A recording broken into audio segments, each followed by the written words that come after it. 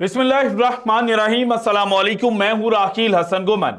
नाज़रीन, Pakistan super league season 9 जिसका match number 11 Quetta Gladiators और मुल्तान सुल्तान्स के दरमियान खेला जा रहा था। मुल्तान सुल्तान ने जनाब इस मैच को जीत लिया है, लेकिन इस मैच के अंदर पाकिस्तान को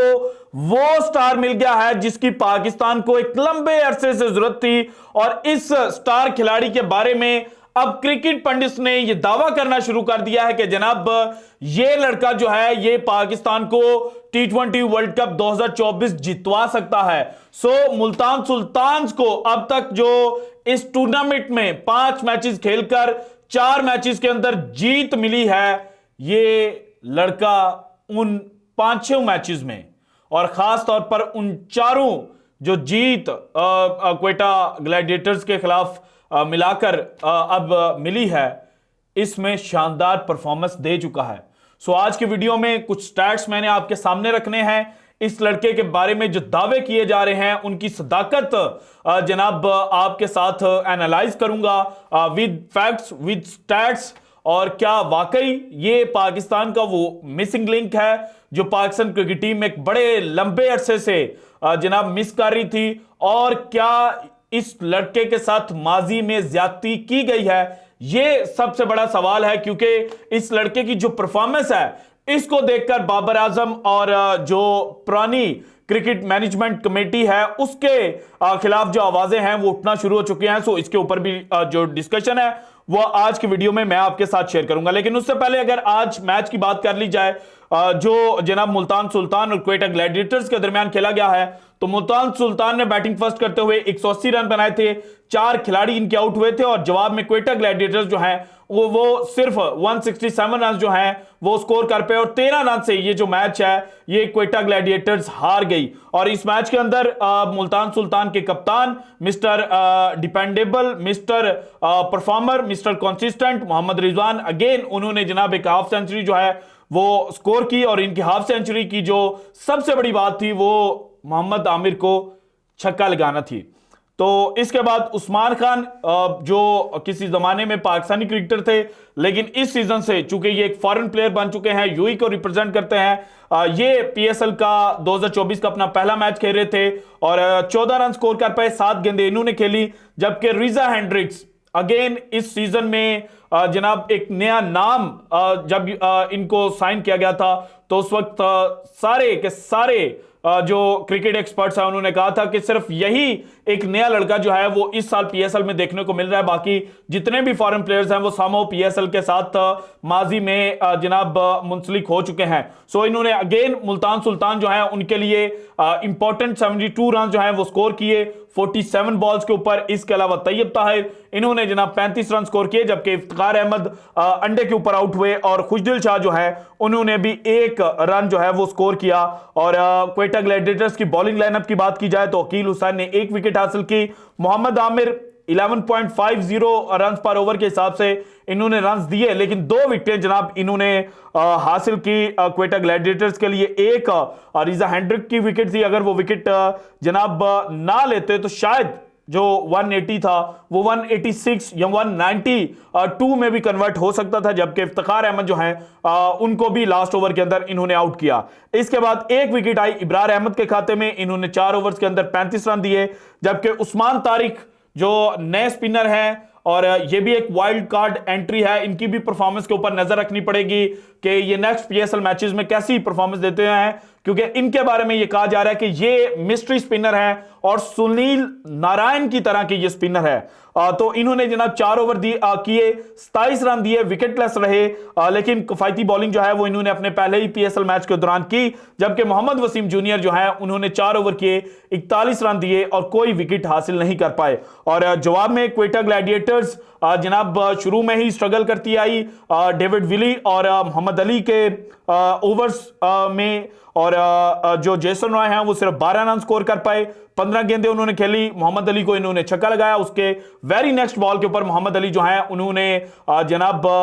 अच्छा कमबैक किया और इनको बोल्ड कर दिया। और उसके बाद जिस तरह से उन्होंने सेलिब्रेट किया वो भी नजर आ रहा था कि जनाब ये लड़का जो है ये समझता है और इसको पता है कि जनाब अगर मुझे कोई प्लेयर बाहर निकलकर हिट करने की कोशिश करेगा तो मैंने नेक्स्ट बॉल के ऊपर क्या करना है। इसके अलावा सऊद शकील ने 24 रन स्कोर किए, 36 रन बनाए ख्वाजा नाफे ने, 30 रन बनाए रिले रूसो ने। और जब स्ट्रेटेजिक टाइम आउट हुआ था उससे पहले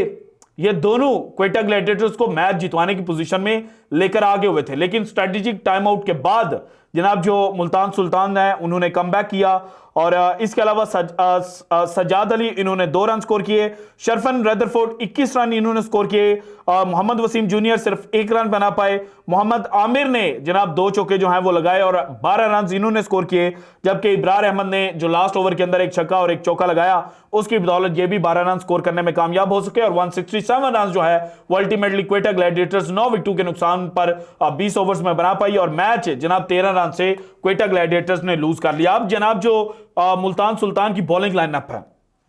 इसमें इस पीएसएल सीजन शुरू होने से पहले कोई सोच भी नहीं सकता था कि मोहम्मद अली जो हैं वो जनाब पाकिस्तान के जितने भी इस वक्त सर्किट के अंदर फास्ट बॉलर्स हैं उन सबको पीछे छोड़ देंगे, क्योंकि इनके पास फजल महमूद कैप भी है। और आज मैच के अंदर भी जिस तरह से इन्होंने बॉलिंग की तो इनकी बॉलिंग को देखकर जो क्रिकेट एक्सपर्ट्स हैं उन्होंने ये कहना शुरू कर दिया कि जनाब ये वो मिसिंग लिंक है जो पाकिस्तान मिस कर रहा था। क्योंकि एशिया कप 2023 को देखा जाए या उसके बाद अगर खास तौर पर वर्ल्ड कप 2023 की बात की जाए तो जब हसन अली को सिलेक्ट किया गया उस वक्त जमान खान को उनके मुकाबले पर सिलेक्शन की बात की जा रही थी, मोहम्मद अली का कहीं पर नाम नहीं आ रहा था। और फिर जब क्वेश्चंस हुए तो यह बात सामने आई कि पाकिस्तान के पास नई गेंद का बॉलर ही नहीं है। और अब मोहम्मद अली की जो परफॉर्मेंस है और जो बॉल उनकी जनाब मूव हो रही है, जो बॉल हिल रही है, जो सीम मूवमेंट उनको मिल रही है, तो अब मेरे जैसे जो क्रिकेट एक्सपर्ट्स हैं वो यही सोच रहे होंगे कि काश मोहम्मद अली वर्ल्ड कप 2023 खेल रहा होता, काश इंडिया की उन सीमिंग कंडीशंस के अंदर मोहम्मद अली को बॉलिंग करने का चांस मिलता तो पाकिस्तान शायद फर्स्ट राउंड के अंदर बाहर ना होता। लेकिन जनाब ये पिछली मैनेजमेंट जिन्होंने अपने खिलाड़ियों के ऊपर नजर ही नहीं रखी कि कौन सा लड़का हमें कहां पर मैचेस जो है वो जितवा सकता है, उनको क्रिटिसाइज लाजमी करना चाहिए। बाबर आजम कप्तान थे और इनको कप्तानी के अंदर जनाब फ्री हैंड दिया गया था, इनको वो लड़के लेकर जाने चाहिए थे जो पाकिस्तान को मैचेस जितवाते। हालांकि कुछ लड़कों के ऊपर ये सवाल थे कि शायद इनकी जगह पर कुछ बेहतर लड़के डोमेस्टिक क्रिकेट के अंदर मौजूद हैं, लेकिन ये डोमेस्टिक क्रिकेट का जो सितारा है इसने अब इस पीएसएल सीजन 2024 में जितने भी पाकिस्तान के तगड़े फास्ट बॉलर्स हैं, चाहे शाहीन हो, चाहे हारिस रऊफ हो, चाहे नसीम शाह हो जो इंजरी से कमबैक कर रहे हैं, या इसके अलावा वसीम जूनियर हो या जमान खान हो, इन सबको पीछे छोड़ दिया। क्योंकि अगर इस लड़के की इस पीएसएल में जनाब इकॉनमी रेट और जो विकेट्स इसने हासिल की हैं उनको देखा जाए, 5 मैचेस खेले और 20 ओवर फेंके, 1 ओवर मेडन किया, 13 विकेट इन्होंने हासिल की